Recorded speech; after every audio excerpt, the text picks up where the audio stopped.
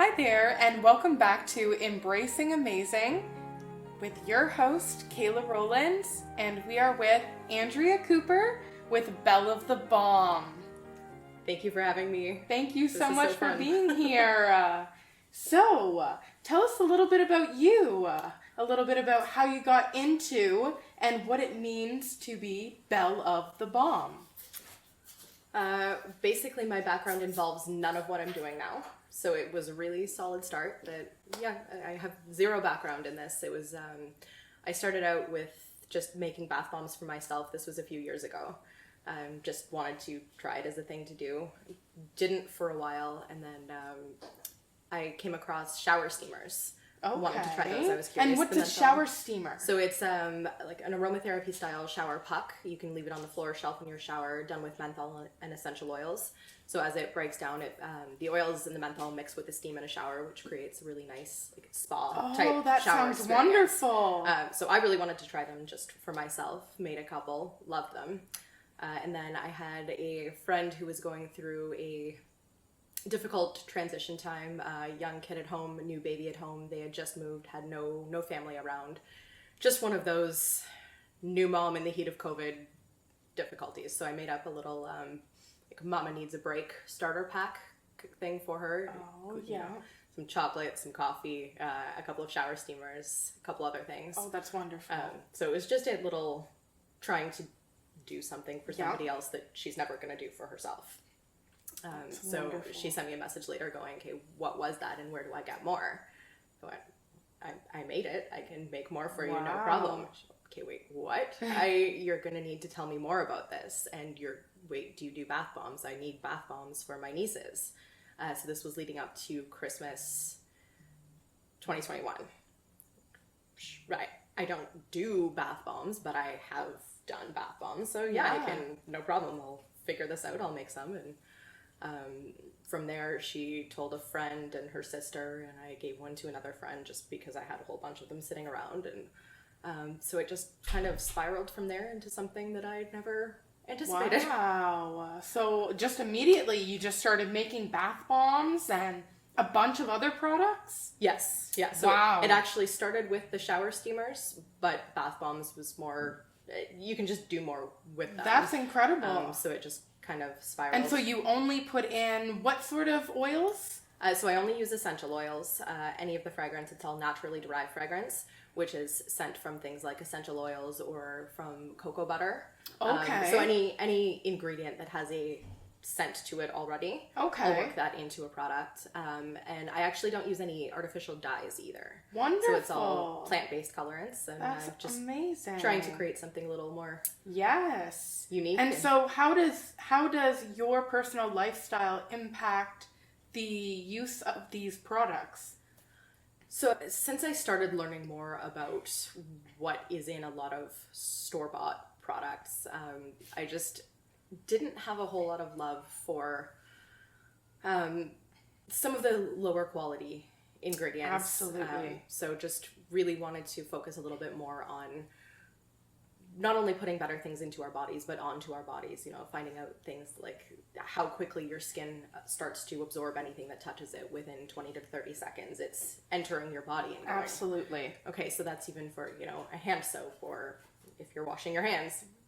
Okay, I don't love this. Yeah. We can do better. Anyone can do better than some of this, as you know. Absolutely. And then once, kids came along, okay, no, we need to do better. We need to teach them better, not just for, their skin and to absolutely. take care of so themselves. You're also a mom. Yes. Oh my goodness. So this tells everybody that even when you are a mom, you can have your own business. Look at that. You can.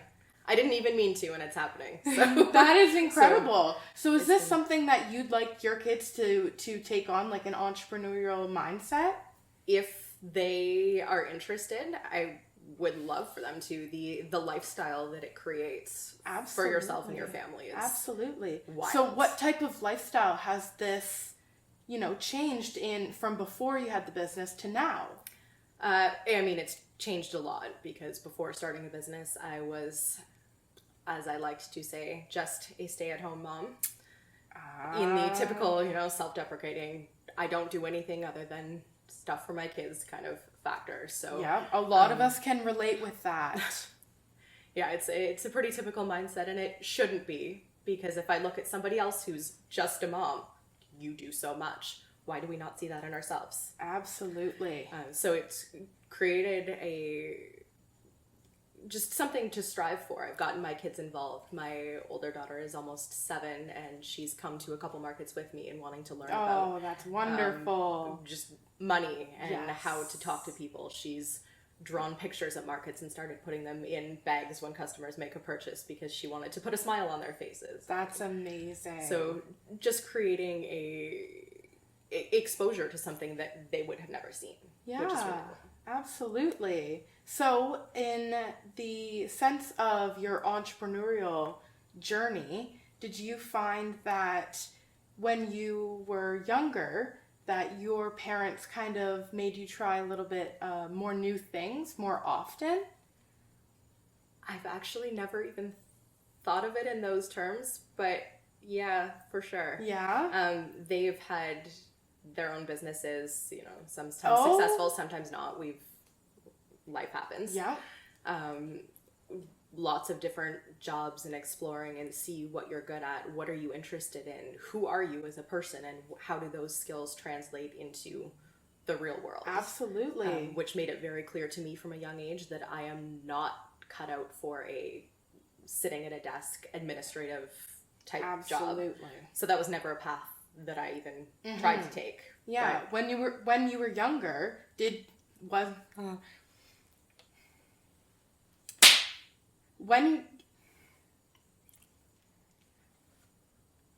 when you were younger, was there a path that you wanted to follow with education, or with, was there a job that stood out to you? yes, and I didn't end up actually pursuing it. So I always thought I was going to be a teacher, based on Okay. some really good experiences from teachers, as well as some really bad ones. We've all had those that are amazing, and those I will never be like that. Yeah, absolutely. So I was dead set that I wanted to be a high school English teacher. The subject that nobody likes and nobody wants to pursue, I loved. No worries, we all have our own hidden talents, and creative writing is something that I definitely enjoyed. Yes. So it was my plan. I did a 2-year diploma in liberal studies. There was a concurrent ed program with a university that cut out some of the university time, where it was direct entry into getting your teacher certification. wow. Got into a placement in a classroom and went, whoa, I do not like anything about this. It wow. didn't feel right. Wow. So what were those feelings like at that time? I think I just felt really overwhelmed, like realizing that you would be responsible for these students and trying to get them to focus in a classroom that they didn't want to be in, and it was just a lot, and I didn't feel connected to it at all. Yeah, that's understandable. So Yeah. changed plans, ended up at actually took a semester at university. Realized I also hated university. I was not cut out for sitting in a lecture hall and taking notes, and it didn't fit me at all. So then switched gears again.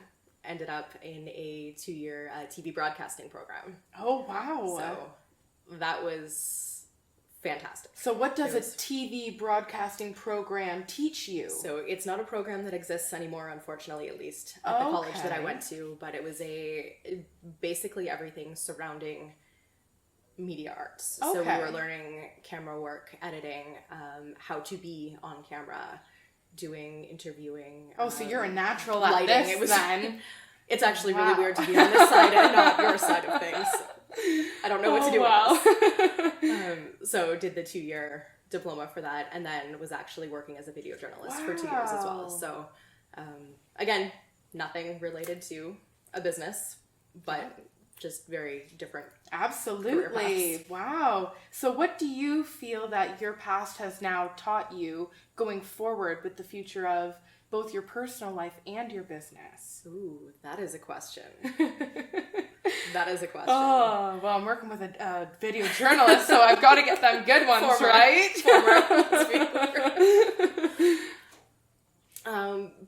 Basically, I think just taking a lot of experiences from a really diverse background, throw it in there. After leaving video journalism, I actually became a flight attendant.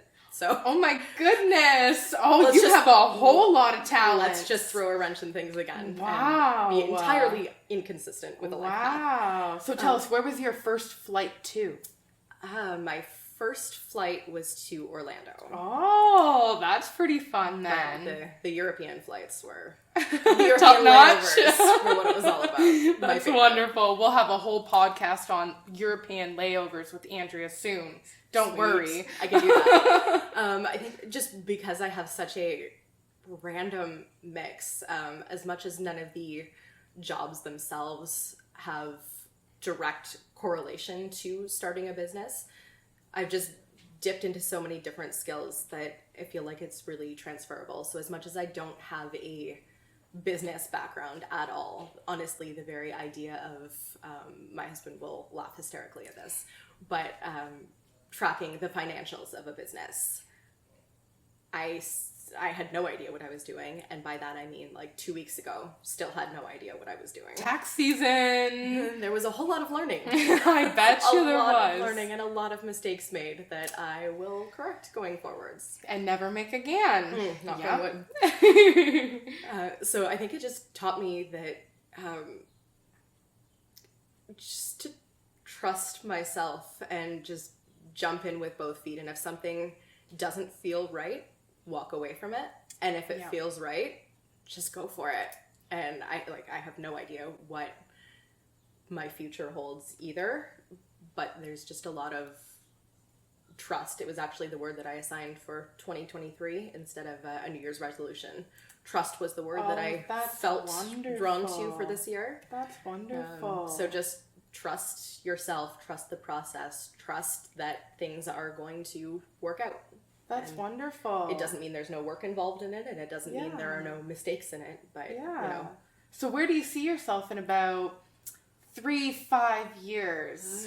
That is an adventure of a question. My little guy is starting school in September, so that opens up a whole other world of freedom that I haven't known in a long time. Yes. I would love to grow the business, absolutely. I don't even necessarily picture a, $1 million corporation type of business, but I would love it to be something that I am confident in, and a name that people recognize. And again, coming back to the trust, that customers can trust the product that I'm putting forth. And I would love to grow and become a name in the community. But being a small business owner has opened up a whole community that I knew nothing about a year ago. I was not part of. I had no idea the support and the encouragement and just the group of amazing people that exist here.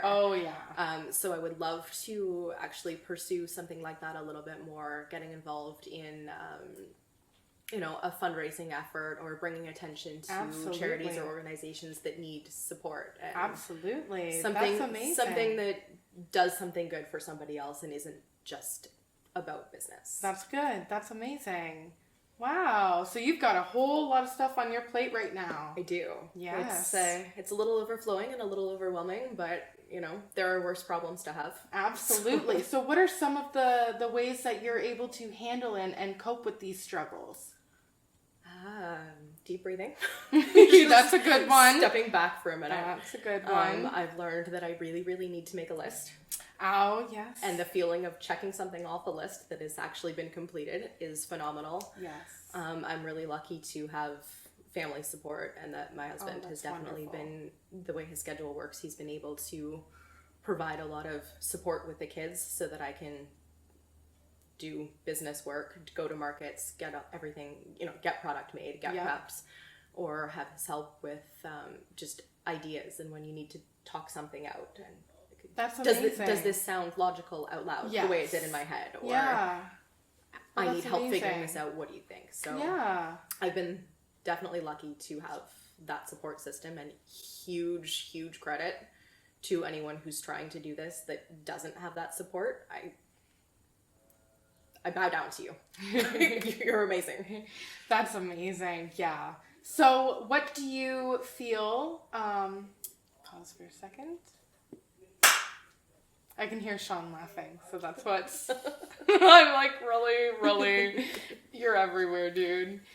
No, it's okay, Christine, don't worry. Because you're like, those people that don't have support, and then I hear him laughing, and I was like, good time.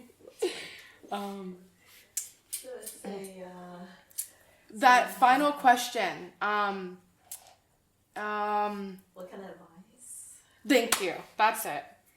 Ha. Woohoo.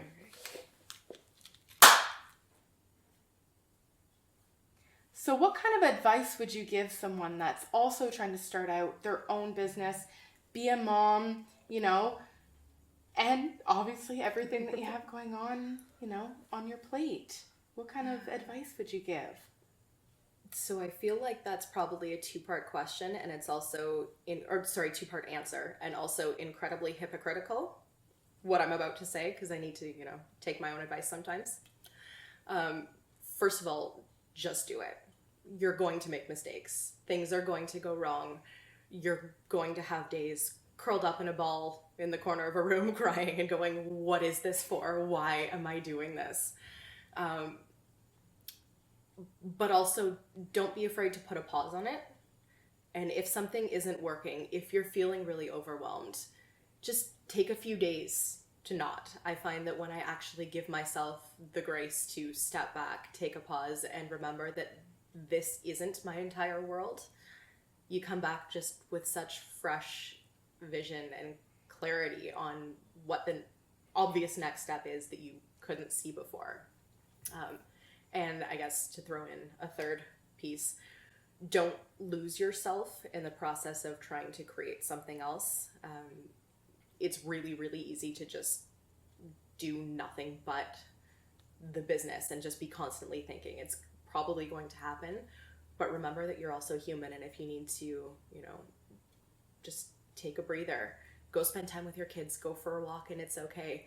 Go, I don't know, take a bath or a shower. That's great and advice. just don't lose who you are and what you wanted for the sake of trying to create something that isn't a requirement. It's supposed to be because you wanted to and an enjoyment. Yeah. So just remember that. That's amazing. Thank you so much for being with us today, Andrea. Thank you for having me. It Thank was you really for- nice to come here. All Thank you. right. We will see you next time on Embracing Amazing.